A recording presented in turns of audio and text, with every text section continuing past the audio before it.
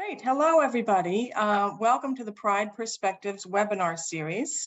It is, I have to look, Thursday, March 2nd, 2023. I like to give the dates because these are all recorded and hopefully people will be enjoying them sometime in the future. My name is Amy Foster. I've been at Trinity-Pawling for literally half my life, both in the admission office and as the director of what we now call the Gardner Library and Learning Commons, which all of you alums have to come back and see real soon because it's new and improved and wonderful looking. So I invite you back to campus anytime. Thank you all for coming tonight. We have a mix of alums on our panel that span several decades, so you're going to learn a lot from them. We thank you also for submitting your questions in advance. We will try to get to all the questions. I think we're all pretty well-versed on Zoom now. If you think of a question during the time that we're talking, please use the Q&A feature on the bottom and we'll try our best to get to all those questions as we go through the night. We do have a wonderful panel of alums tonight. I was asked to sub in for Jeff Beck tonight because his wife just had a baby girl this week. So happy to do that for more than one reason, but one is there are a lot of my favorite alums here with me. So I'm super excited about seeing everybody tonight.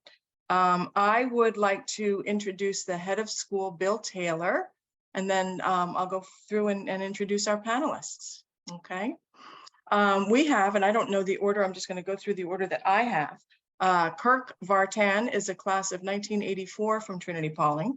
Kirk went to University of Rochester and is a native New Yorker. He's been an NBC technologist, a high-tech professional, community activist, and a small business owner of 2 pizza shops in Santa Clara and Sunnyvale, California. He's a strong advocate of smart urban developing, placemaking, mobility solutions, and he's influenced the design of the Agri-Hood in Santa Clara, which sounds fascinating. He also serves in leadership roles for the neighborhood coalitions, advisory groups, and nonprofits. In 2019, Santa Clara Mayor Lisa Gilmore appointed Kirk as a special advisor to the mayor. And in 2020, his pizza shop, A Slice of New York, now we know why it's so good, led the effort to create the Community Meal Initiative, a nonprofit coalition to support local frontline workers with meals during the pandemic. So that's awesome. Kirk's WORC coalition co-sponsored a bill in California called the California Employee Ownership Act, which passed this year, and that's a real cool deal. While Kirk was at Trinity-Pawling, he attended what we used to call the language retraining program. You'll hear a lot more about that. It's gone through several iterations over the decades. We now call the LEAD program or the Center for Learning Achievement. And while he was at since he's been graduated from TP, he's been involved with reunions and receptions, one of which he hosted in 2015. Okay, so then we'll move on to Osei Mevs. Osei graduated in 1994. He went to NYU and Columbia University. His current career is in Acadia Healthcare, where he's Vice President of Government Relations. While attending TP, he played varsity basketball. He was our head prefect in the LEAD program. 1994 TPS Commencement Award was given to him as the McCollum Award to the senior prefect. And since his graduation, he's been involved with reunions, receptions, an alumni speaker for the Headmaster's Circle Dinner, Pride Perspectives panelist in 2021, and received Athletic Hall of Fame Award in 2014. We go on to Kevin Emore. Kevin Emore graduated in 1999. He went to the United States Military Academy at West Point, and then the Middlebury Institute of International Relations. Kevin left Nike last year to become the Director of Athletic Experience for World Athletics for the 2022 Track and Field World Championships. That's cool, Kevin. I didn't know that. That contract finished in the fall, and now he's working as a freelance strategy consultant. Kevin also sits on the boards of the Chef Ann Foundation, I know that one, School Food and Childhood Nutrition, and the Philadelphia Flyers Warriors Adaptive Sports Program, Veterans Engagement with Adaptive Sports. While attending TP, Kevin was also a head prefect the 1999 TPS Commencement Award, the McCollum Award for the head prefect, Senior Citizenship Award, the Matthew E. Dan Award for General Excellence, our highest award. And since then, he's been involved with receptions, reunions, the Pride Perspective panelist in 2020, and commencement speaker in 2016. And you came back, I know, to speak in the library once. I think that was 2015 as well, which was wonderful. We have Kevin Kent, who graduated in 2008. Kevin went to Hobart and William Smith College and the Harvard Graduate School of Education. Kevin is currently a principal data scientist at Nuance Communications. While he was at TP, he was an ace Trinitanus, our yearbook staff member, near and dear to my heart. A squash captain, a tennis captain, was also in the lead program, and the 2008 commencement award he received was the Eugene O. Colley Award for Leadership. And since Kevin's graduation, he's been involved with reunions, receptions. He's been a mentor for a 2016 SIP, a senior independent project for Tyler Gundrum in 2017.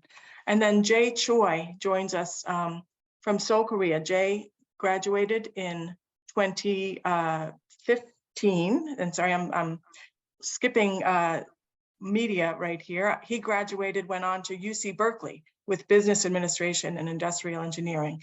He served as a protective service detachment agent for the U.S. Generals Brooks and Adams while in the Korean military, which is a requirement. Founded COVID medical equipment firm to supply local governments and federal agencies, and is now working on a food tech startup and working on a new project, potentially looking to get funding from the Korean government. So we are so thrilled to have all of these alums here with us tonight. And to discuss, what makes a Trinity-Pawling educated person. And I think we have a wonderful wide range of people here. So without further ado, I'll let Bill Taylor take the reins. And again, if you have any questions, please feel free to use the Q&A feature down below. Thank you. First of all, welcome to our alumni. It's great to see you.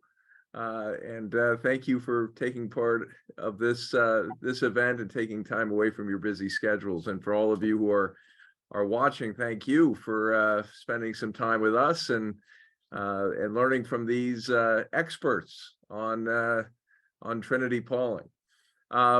Recently we completed our latest strategic vision, and part of that process, we updated the mission of the school, and this strategic vision was approved by the Board of Trustees in 2021, and so was the new mission statement, which reads that Trinity-Pawling School will provide an educational experience that makes a transformational difference in the lives of its students by enabling them to discover and pursue their distinctive gifts and talents.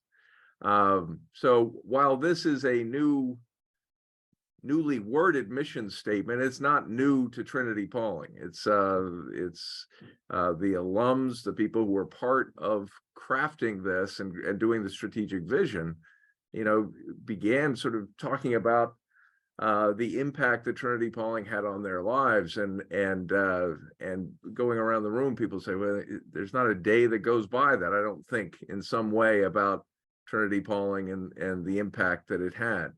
So I guess my first question to our guests is, to talk a little bit about this idea of a transformational difference. Some of you were here for 4 years, some for maybe a couple. But what was the impact of this experience on your life, and when did you sort of really discover it? So that's a two-part question, I guess. I'll jump in just to kick things off.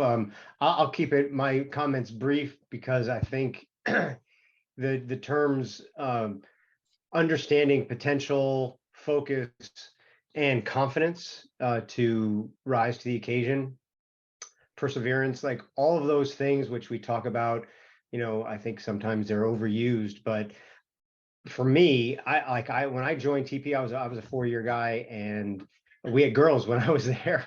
I don't think anybody else was there. Had girls at the school, and I needed TP to shape me up. The effort system, which I'm not sure how involved the effort system is part of day-to-day routine today. I've heard it's changed a little bit, but you start in the middle and you go up or down based on how you do, and you have direct results based on your contribution to the school and your community. And that shapes you up real quick. And for me, I face the challenges of life with confidence that TP gave me, because I felt like I could never get out from under the weight of TP when I was there. It was so intense, but being able to get through it successfully gave me the confidence that I can, pretty much do anything I want to do. I'll add to that. I think, you see on the panel that there is no one pathway from TP. We all go in quite disparate paths. And for me, TP provided a North Star. And so it's impossible to predict the future. And, I'm kind of a testament to taking a very asymmetrical path. And when you're in those environments, you always have to lean back on your value system. And that's what's most critical about what Trinity-Pawling instills in its students is you can't program students or kids for every situation that they're going to encounter as they grow or as they mature. But if you instill in them a strong value system, they always have something to lean back on. And I think the first time I realized that was when I left the military. There's so much structure in the military that it governs people's behaviors. You almost don't have a choice to behave, but to behave.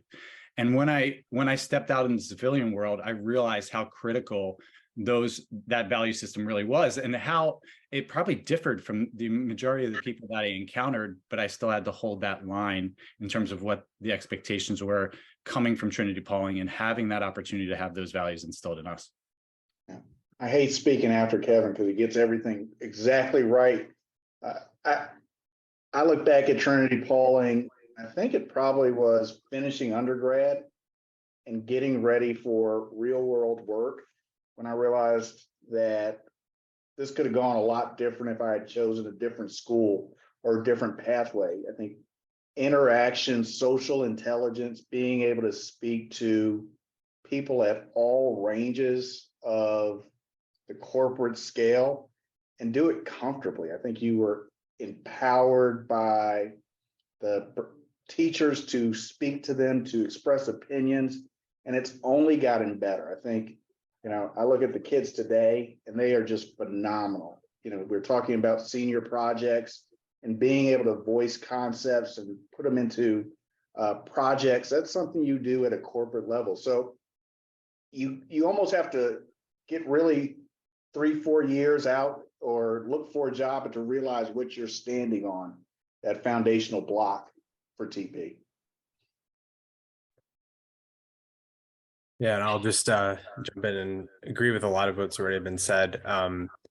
One thing concretely that was transformational for me was I was in the what's now the LEAD program, and I went into TP struggling a lot with writing, and really I plagiarized writing in middle school just to get by, basically, and TP just gave me that confidence back and really foundational skills to convey what I was thinking, and do that, succinctly and persuasively. And that was a foundation for me for my every academic step and life step I've taken after that. So among the many kind of impact pieces, dimensions of impact. Yeah.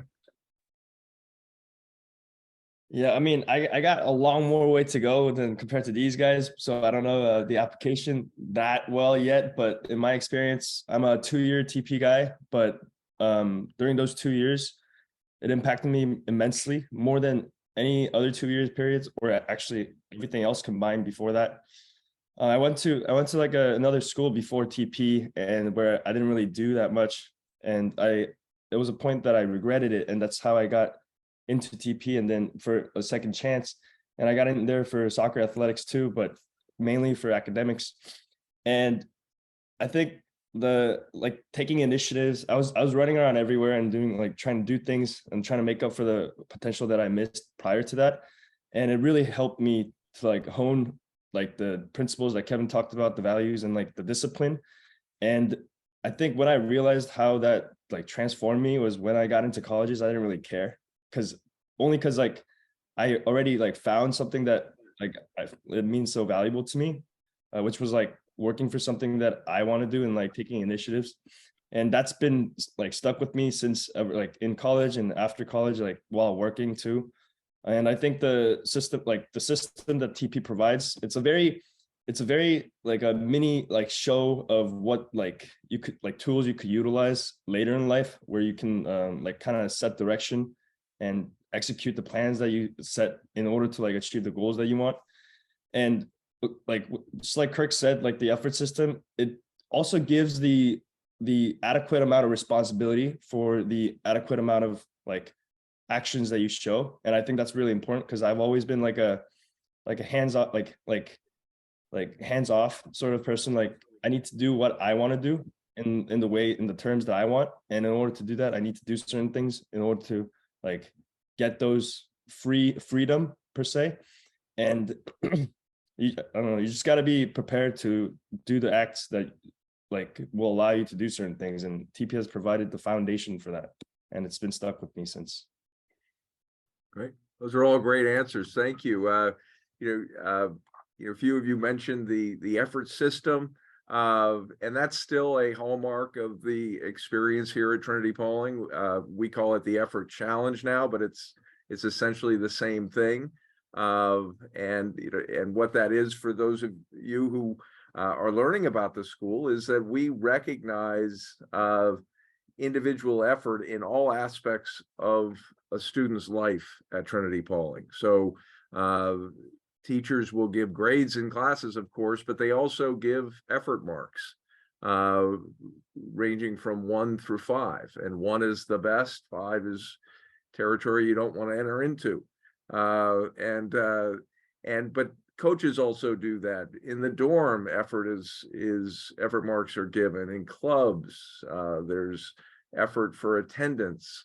So all aspects of day-to-day life here are sort of looked at through a lens of effort, and those effort marks are combined with your achievement, your actual grade, and it gives our own version of a GPA for a marking period or a term, and that's a combination of grades and effort, and that effort rating puts the boys here in one of 4 effort groups, with group 1 being the best, group 4 being not so good, and then sort of the day-to-day life here. If you're in group 1 or group 2, it's sort of, you've got a lot of autonomy, you've got a lot of self-guidance.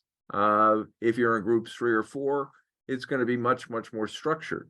But the students, I always say, to the students, the ball's sort of in your court, and that's why we've given it a slightly different name, a challenge. How are you going to respond to the challenge?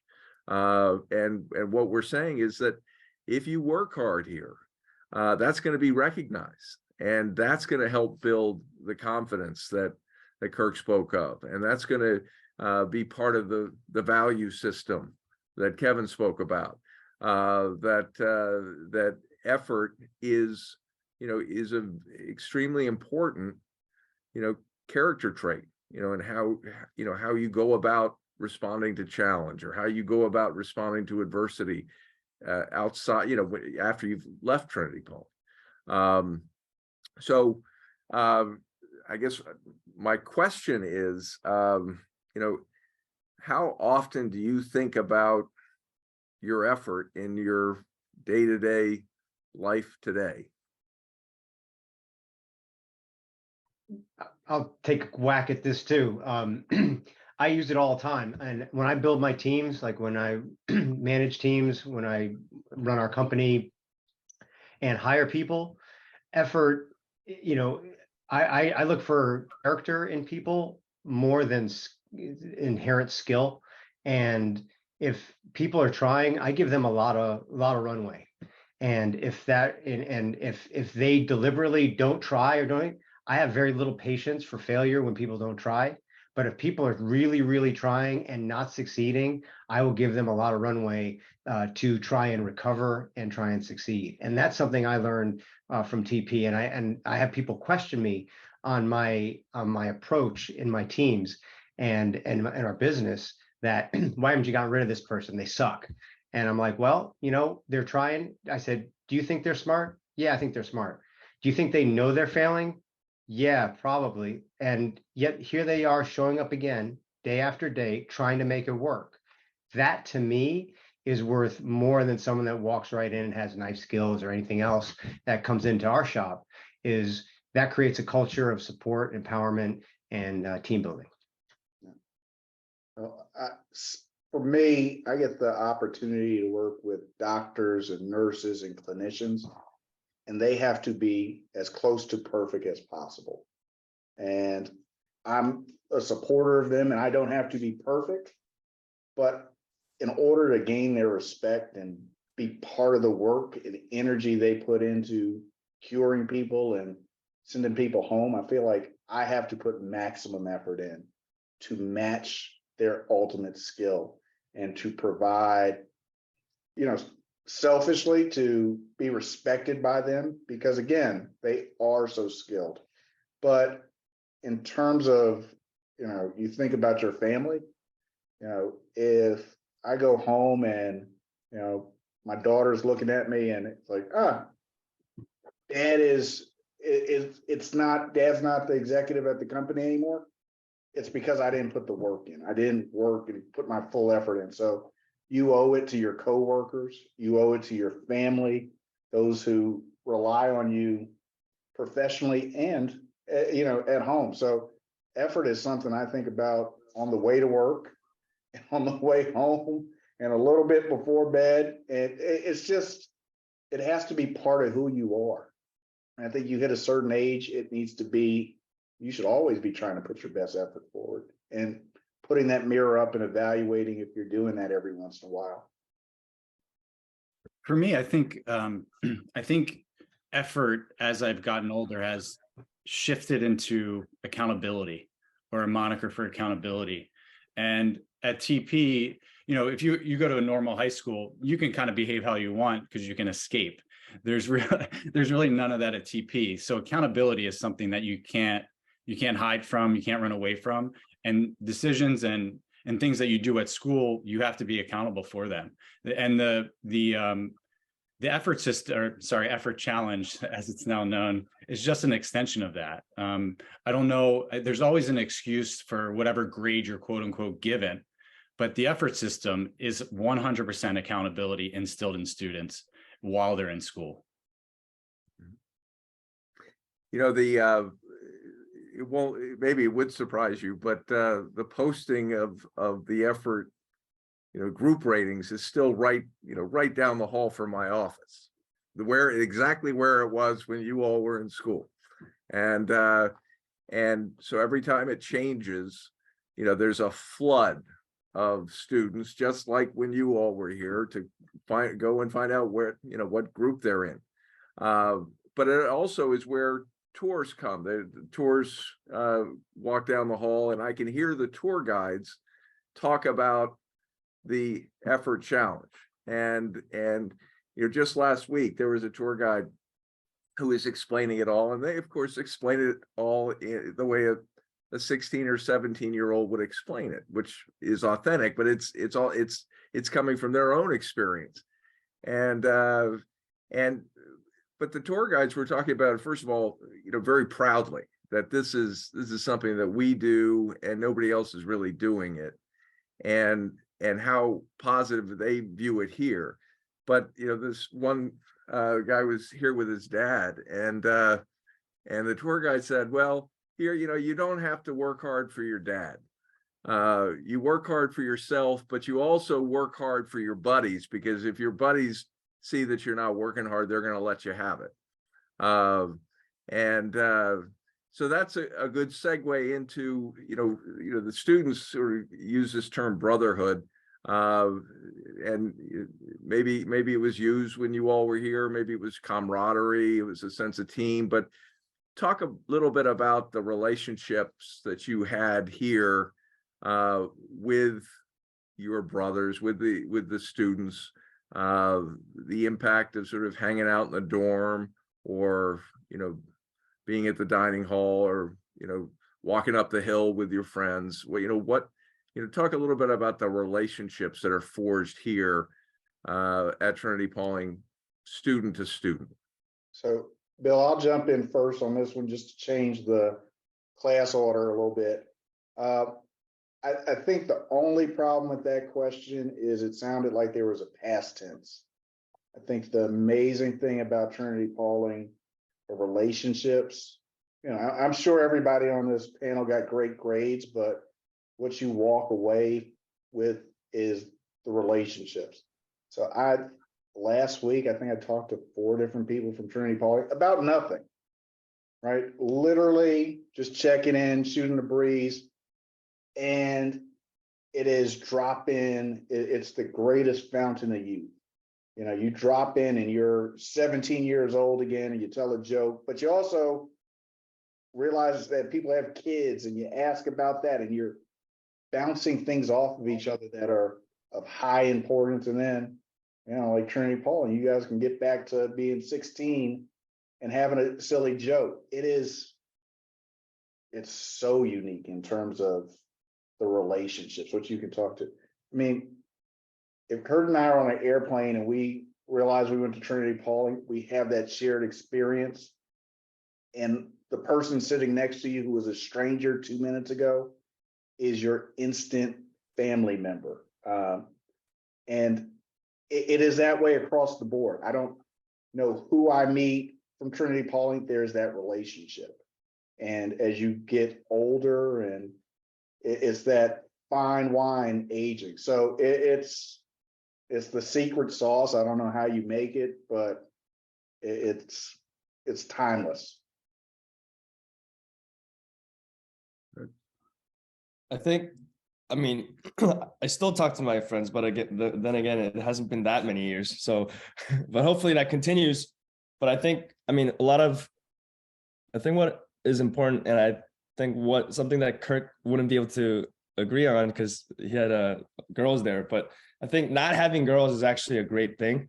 I think students may not like it initially, but I think sort of just having boys just be boys and just excluding like the girls in the equation of like social life, I think is big, because before TP I went to a co-ed boarding school and I've seen a bunch of different things, like just because like guys just not being themselves, or like guys acting in a certain way. So I think being an all boys school, I also initially had hesitant, but at the end of the day it really worked out well because I made great friends there, and you can just be yourselves and you can just open up, and like the brotherhood, like in the purest form, is what I got it from TP. Let me jump in real quick on when I say girls, we had 2. Okay. and the class behind us had the last 2 girls in the school, and they were day students. So I totally understand when you're talking about like the brotherhood. We did not let the social pressures of how to look in front of girls get in the way of behaving as people and kids and individuals. So, and I think I could see that being a big distraction in a co-ed school. When you're 15, 16, 17, you don't want to be in an all boys school, I don't think, in general. But what you don't realize at the time is that distraction and the mind space that you put into how you look, how you behave, how you talk, and trying to look good and trying to impress. That's all gone when you're in an all boys school. Jay, I'm a little further away from graduation than you, and I still talk to my friends. I'm on a text chain with about 6 guys that gets referenced every day. I mean, Patrick Kane got traded to the Rangers last night, so it was quite active in our chat.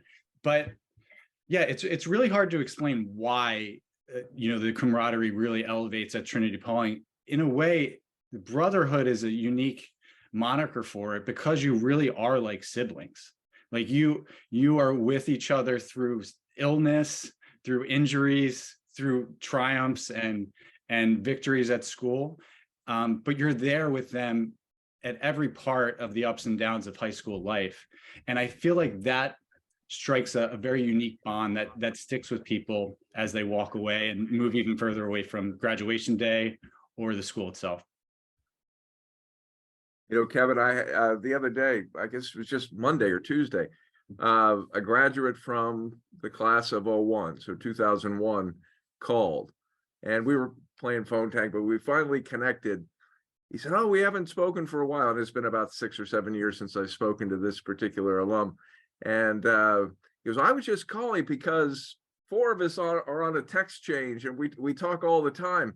And when we saw that the hockey team beat Taft, we were so psyched. We're still psyched."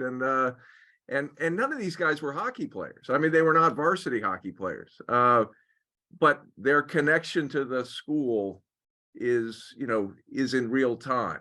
And which is neat. And I say this to the students all the time, that that there are 2 Trinity-Pawlings. There's the Trinity-Pawling that exists here right now in the current experience of the students and the faculty, but then there's the Trinity-Pawling that exists in the world of our alumni. And this there has to be continuity between those 2 schools. And one of the things that the students who are here really value is when alumni come back. I mean, one of their favorite weekends is alumni weekend, because they can sort of see what the future is, and they can see these relationships do continue, and that the bond of the school is strong, and so forth. Now, transitioning to a different question, we've sort of touched on the all boys aspect. I don't know, about your own, attitudes when you were looking at schools, and looking at Trinity-Pawling, and whether or not all boys was something you were looking for or not. Chances are there are people who are watching this, and a boy who's considering Trinity-Pawling will say, "Well, I'm not sure about an all boys school." And in fact, I think most of our students today are probably they've come here, but they were also looking at co-ed schools. So if you were hesitant about coming to Trinity-Pawling yourself as a younger person because it was all boys, what would the graduate in you, how would the graduate advise the 14, 15, 16-year-old version of yourself about all boys?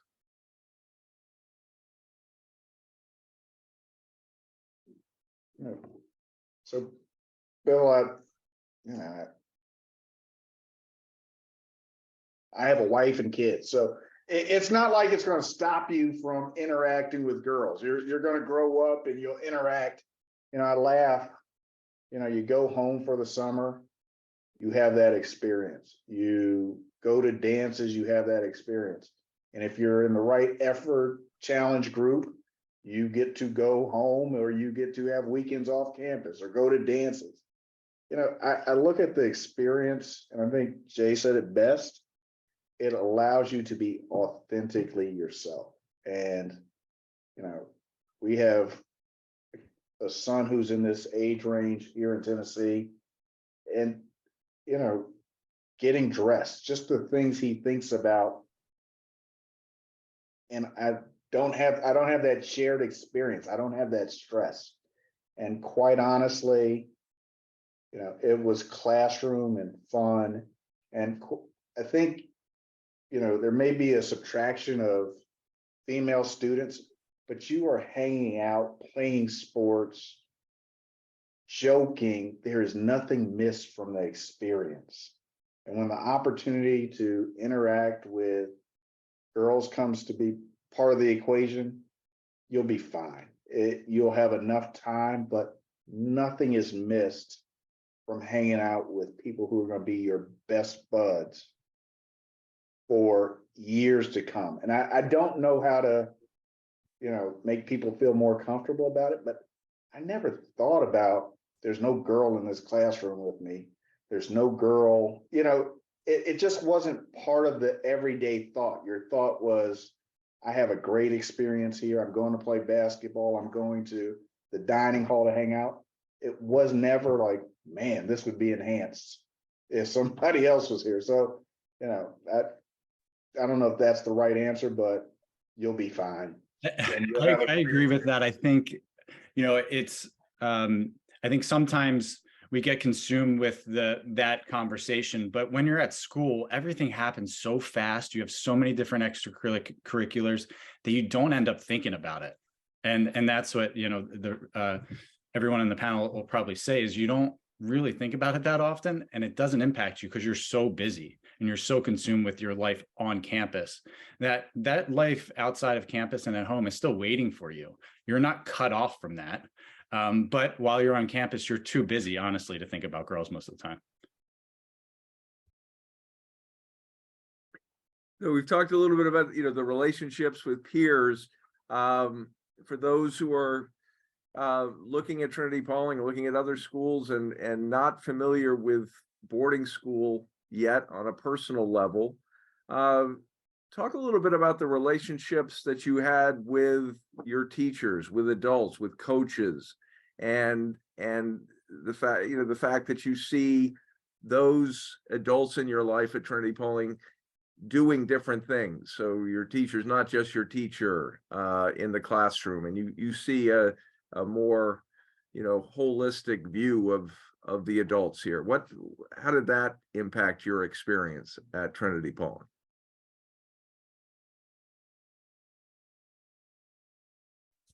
I mean, I think for me early on, it was really tough to be away from home. Like, I came to school and I had never been away for that long, like most kids, from my family, from what I knew.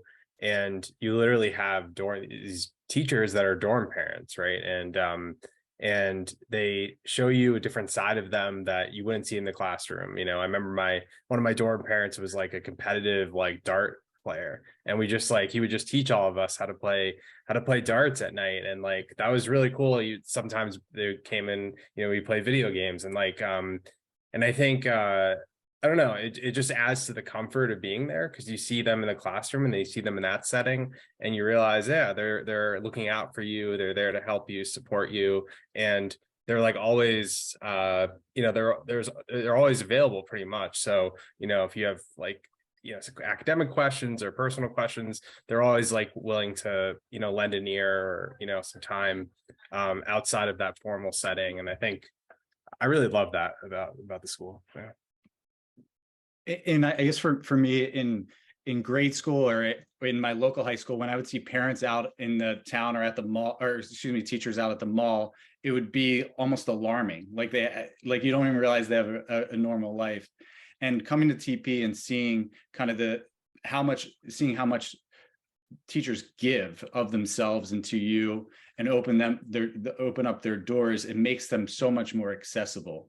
So I found myself seeking out the assistance or the guidance of teachers much more than I did at my local high school, because I felt connected to them. I saw them as a full person, not just a teacher who's speaking to you for 45 minutes to an hour block.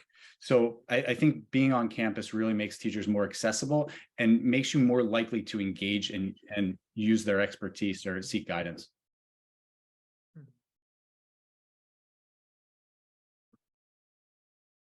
Good. Talk a little bit about the transition to college and how, did you feel prepared?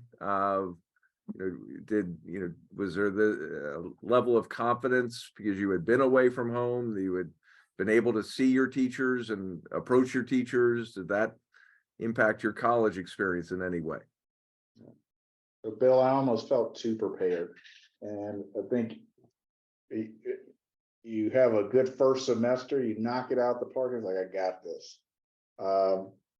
You got to look at it two ways, because you're probably, I had a second semester dip just because I knew coming in the first semester I had knocked it out. But I think the rebound was the part that Trinity-Pawling helped me with. It was not a fluke. I had a great semester. It was not a fluke that, I fit in socially and I knew how to be away from home. The issue was I just knew it too well, right? So my second semester, there was a dip, but coming back, I knew, academically, I was prepared to be away from home and do well in classes. So you almost just have to refine your footing, right? And understanding that you're starting ahead of really 95% of that freshman class. And there's going to be some balancing, but still your Trinity-Pawling preparedness as you out in front. And if you rely on that and not just kind of get a little arrogant in who you are and what you've done, you're fine. College is it should be a smooth transition from Trinity-Pawling because you have all the academic tools, the social tools. You just, you can't be a college freshman and smell yourself too much. So that's the only warning I give. I didn't have a regular college experience, but it was eye-opening for me to go to school, and particularly West Point is an institution that puts the institution first. And it really reminded me of why TP is so special. And that's that contrast of the individual and the student always comes first. At West Point, they would put the institution first, and it always kind of came potentially at the detriment of the cadet. Because what could come out in the New York Times is always more important than what was going on campus. So it made me realize when I went, and know it's a kind of a different answer to the question you posed, but it made me really appreciate TP more as I went to a military academy that's a little bit different than everybody else's here. It's college experience. I'd echo kind of both responses here. It's like, you're over prepared for college for sure. A lot of people in college never been away from home before, and TP same thing. I had actually gone away to camp before that, so I'd already gotten my homesickness out of my system before I hit TP.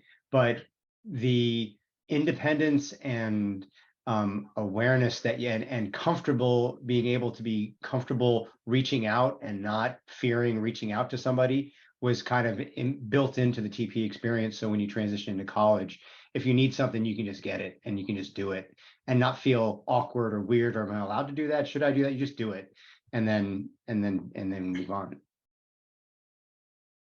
I think a bit sort of similar to the first two, well, like in different ways for the first two answers. I mean, I went to UC Berkeley, which is just quite different than TP, which is it's a public school, and it's like almost like 45,000 people, and yeah, it's very different.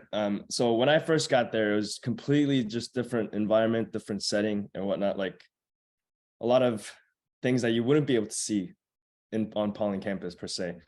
But just like Osei said, I was able to kind of adapt to that situation, like in less of a academic or like social setting, but like just more of a school environment, campus environment wise.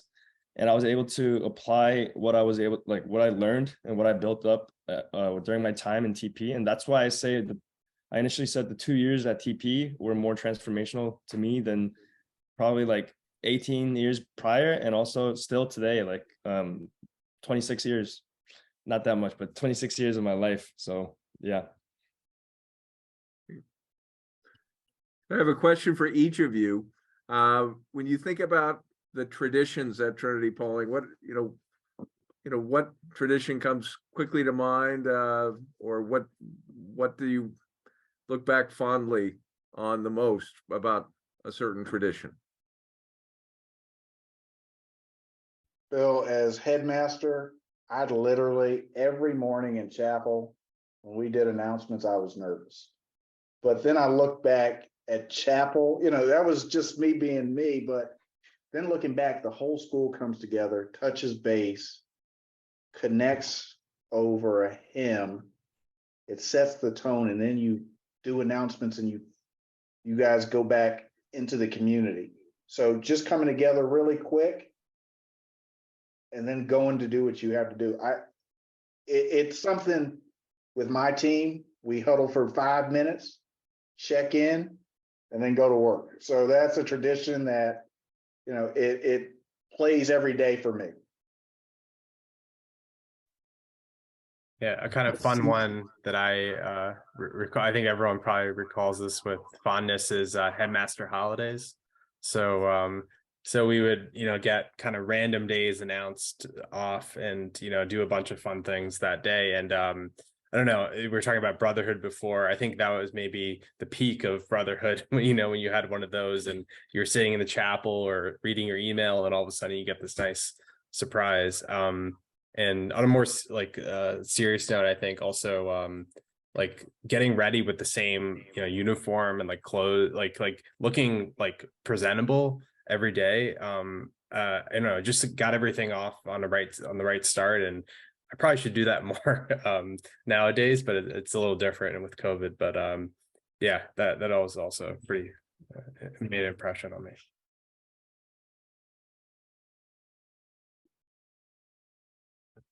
For me, Other thoughts on traditions? yeah, I like the concept of stepping up and the process of stepping up at the end of year. I remember it very distinctly because I felt an immense amount of pressure as head prefect, that I was really, and my friends and the rest of the prefects and the rest of the school were responsible actually for the caretaking of the school itself. It felt like a bigger responsibility than I thought it would feel like.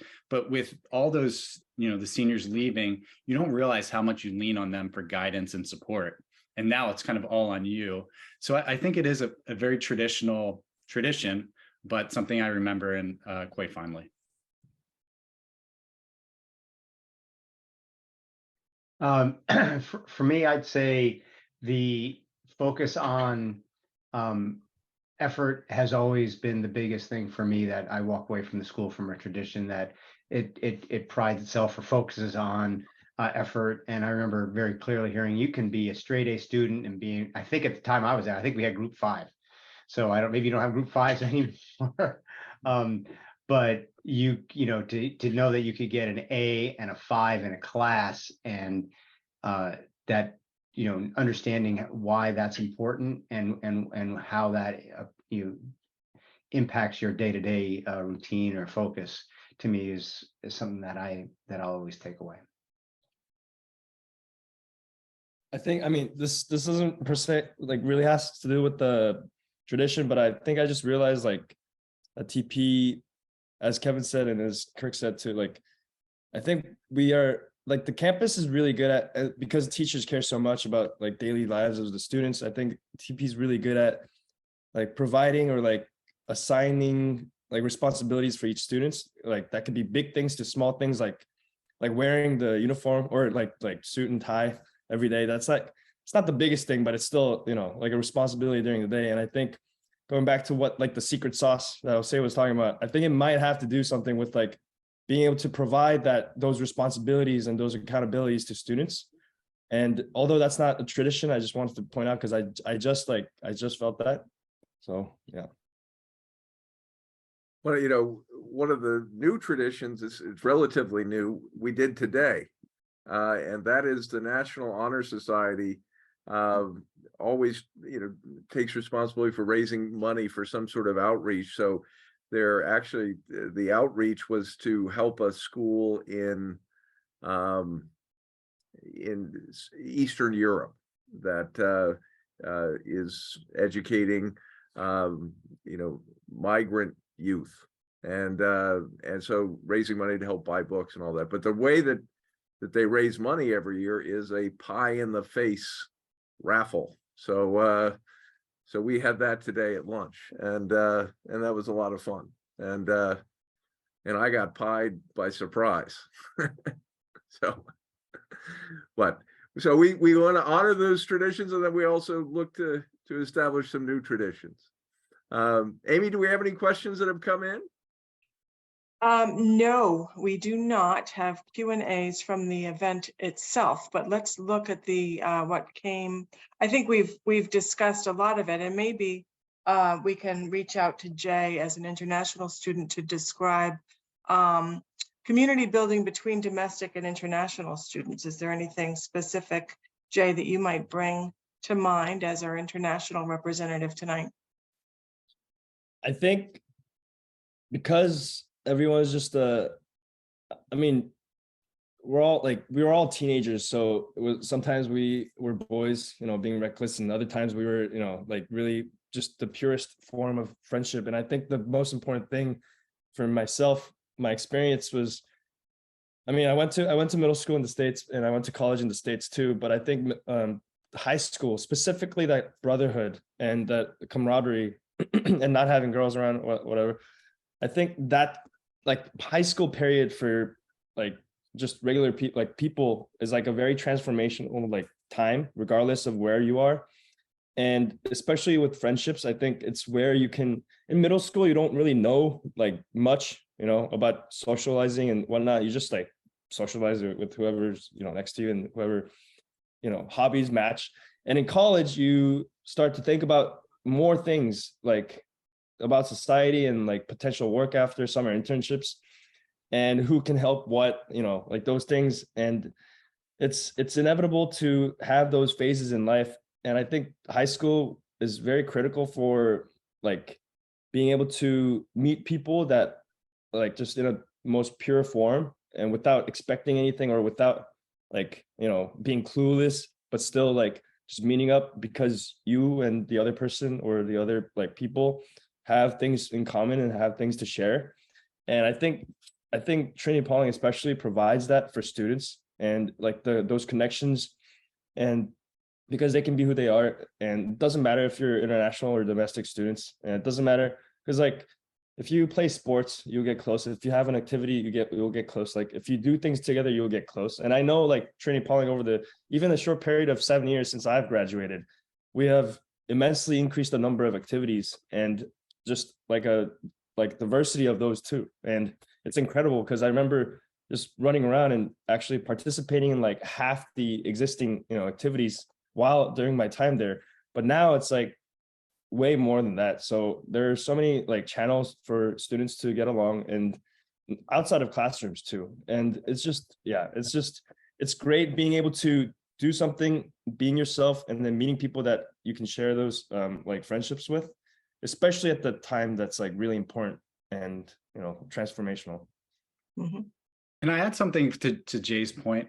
My first duty station after West Point was Korea, and everything I knew about the Korean culture, about the country of Korea itself, I learned through my friends at TP. Like the military doesn't give you cultural awareness training when you're going over there. It was everything I learned from my friends at TP about the Korean culture that I took with me and actually applied when I was stationed there. That's cool. Yeah, thank you. And I would say it's, you know, around the world, there's just so many countries and cultures represented that it's such a unique way to go to school for sure. Thank you.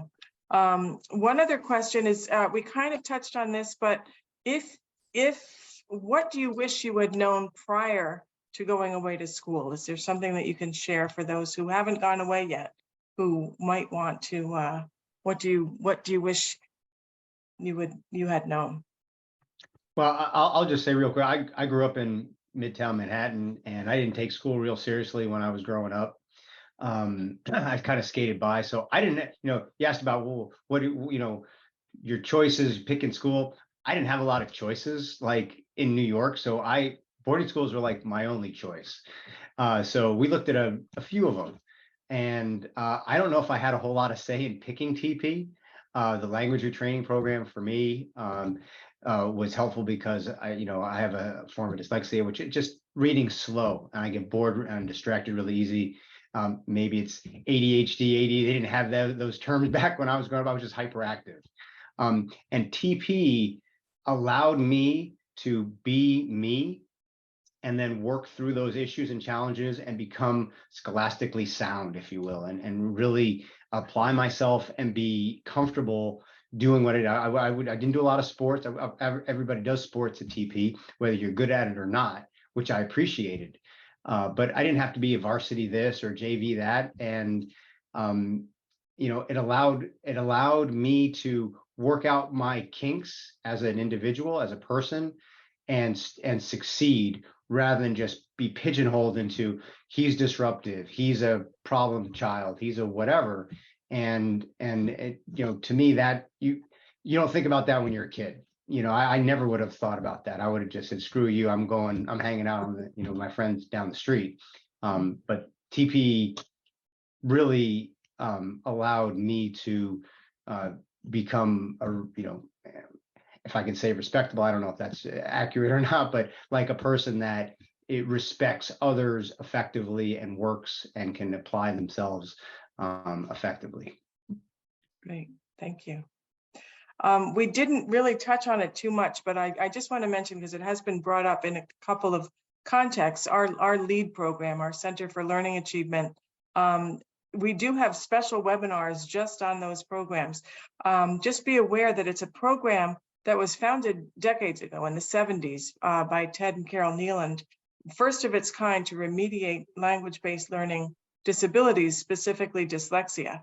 So that's what Kirk was talking about. It has changed and morphed over the years, not just the terminology that we use, but also the diagnoses as kids and awareness of kids growth has changed, so has our program. So it is still one of the leading programs for language-based learning disability, but it's been expanded to include other diagnoses, ADD and executive function. It's also been found to help English language learners because they strip everything down to phonics. So I'm not gonna, I started saying I wasn't going to go into it, but just to give a little bit of an overview of that program, because it is very specific needs for those students who are looking for that type of program. And by all means, check out the specific webinars that we have on the Center for Learning Achievement and the LEAD program. And those phonics help you spell, understand, and create word. Like it's an invaluable tool, whether you're good at reading or not, or language. That tool is incredible. The CH says as in chair, as in Christmas, and as in Chicago. I will never forget that. Yeah, right. That. Like those things are I wish I still had my cards. Yeah, and certainly there's a lot of kids who've gone through the program whose roommates wish they were going through the program because it's helped them immeasurably to break down into phonics, build the language skills back up into sentence structure, paragraph structure, papers. So it is a very unique program. And let me just jump in there real quick. And I know we're running out of time, but the effort system, the effort challenge was mentioned a couple different times. What I hear from alums who have been through, the Center for Learning Achievement or the language retraining program, as it was known then, even though it's probably it's 20% of the student population year to year that's in the program. What I hear from alums saying, before I went to Trinity-Pawling, teachers would say to me, "Oh, you can do this. Just try harder. Just try harder. Try harder." Well, they may have been trying really hard, but teachers not recognizing that. So, in a school that focused on effort, that was sort of a gateway to confidence. And at least that's what I hear from many of the graduates. From a teacher's perspective, what it does is, I quickly became a much better teacher because it forced me as a teacher to be able to differentiate my instruction because of the learning, the different learning styles that were in a classroom. So I had to be much more dynamic as a teacher in order to be successful teaching at Trinity-Pawling. And that allowed me to become, a more student-centered teacher. And all of our faculty sort of go through that realization and discovery that, that they become much more dynamic teachers because they're really aware of the different learning styles in the classroom. Great. Well, I'm afraid that we're running out of time. We want to be sensitive to everybody's time this evening. I wish we could stay with this group. It's been a fabulous discussion. If we did not get to any questions that you put in either prior to the webinar or during, I see there's one and I haven't looked at it yet. We will address those questions. We'll give you a call or an email back from the Office of Admission. But I did want to thank everybody. I wanted to ask you to look for the next Pride Perspectives webinar, which is going to be May 16th at 7 p.m. And that's going to be a State of the School address with Head of School Bill Taylor and Board President Eric Olstein. So take a look at the website. You will receive invitations through email as well. But I want to thank everyone for coming and just, hope you enjoyed the conversation as much as I enjoyed seeing all of you guys. It's really been awesome to see you all. And Bill, did you have any other goodbyes for everyone? Well, I mean, talking to alumni is one of the greatest aspects of my job. And so I've enjoyed it. Thank you to our graduates for taking time and talking about your experience and all your support of the school. And thank you all who've been a part of this. Yeah, coming. Thanks. Thank Thank you you. so much.